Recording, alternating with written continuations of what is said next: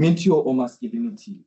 When they ask you, what do you want to be when you grow up? Say sensitive, soft, aware.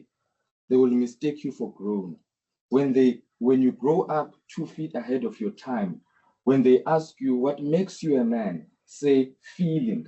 Some days you will feel like the night sky, vast and endless. Sometimes you will feel the weight of expectation, trying to box you in. On those days, look up and remember, what makes you a man is everything that makes you human and spirit. I'm sitting with Jakob Bernard nowadays idea of the poetic as a way of thinking, as a frame of reference, and also as a posture towards research to kind of unearth these what I've preemptively called post-patriarchal possibilities. And so I sit with this idea of a possible kind of human, a new human, one can say, which is why I say moving towards Ubuntu, because at a certain point in time, I even reject the category of human, because I believe, or I characterize it as well as what Zandi says, as a category that has banished others in a particular way. My core research question is, how do moments of socio-political reckoning become or not become a site of post-patriarchal imagination for Black men? And then there are two sub-questions that kind of feed into the main question. What do Black men do to navigate the emotional ecology of the struggle? So I borrow the phrase emotional ecology of the struggle from Usandi Sobiza, and I wrote a very beautiful essay, I think it's a month or two ago, when he's engaging with the life of Steve Biko, and he's kind of taking Steve Biko away from complexifying the life of Steve Biko, because he's kind of read in this, politics, political economy, and all of that. But then there's no sitting down with Steve Biko and kind of complexifying the lives of Black men and sitting down with them and ultimately then humanizing them in a way. That is why I sit within the emotional ecology of this phrase of the emotional ecology of the struggle, because we focus on other things or other realms. We focus on the political ecology of the struggle, the economic ecology of the struggle.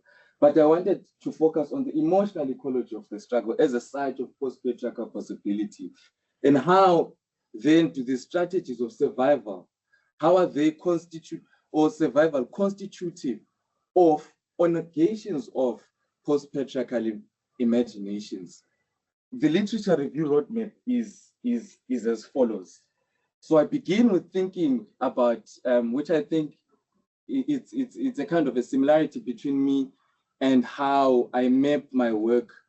It's a similarity between that and how Lesedi maps her work. I begin with the intrigue on Black men as objects of slavery and colonization, the study of Black men as primarily comparative, comparing Black men with white men.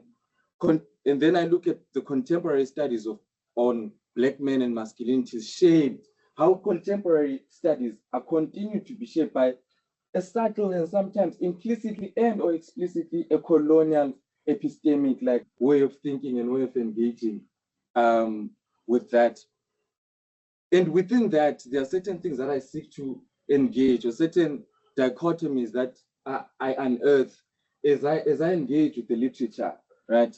That Black men, historically are considered as unmen on one hand, and then on the other hand, they are considered as collusive. So they collude with the system in one particular form or another to keep within the strictures of coloniality and apartheid, to keep the system in check. But they are also required labor. But at the same time, as much as they are required labor, they are disposable labor. Sometimes they are also conceptualized as essentially violent, whilst on the other hand, they are conceptualized as lacking in urgency. So ultimately, the research point of departure seeks to kind of move towards a complexified readings of Black men's lives that transcends these dichotomies. And I'm thinking that in the transcending of these dichotomies, I am able to unearth this thing of Umuntu, or this category of Umuntu, which is much more complex. Christina Sharpe's theory of the work allows me to sit with these Black men and allows me to engage with the idea of time, because there is an idea of time of me going back. But it allows me to actually go back, because Christina Sharpe's theory of the work will be here used as a theoretical method along the lines of sitting with and a tracking of phenomena that disproportionately and devastatingly affect Black peoples and any and everywhere we are. This theoretical posture will allow the proposed research to track ways in which Black men resist, rapture, and disrupt that immanence and imminence of patriarchal death aesthetically and materially. This theoretical framing thus allows us to jettison grey narratives about Black men who were anti-colonial and anti-apartheid activists by inviting us to complexify their narratives by visiting them on the site of socio-political reckoning. Because as Sharpe argues, to be in the wake is to occupy and be occupied by the continuous and changing present of colonialism and apartheid yet resolved, unfolding.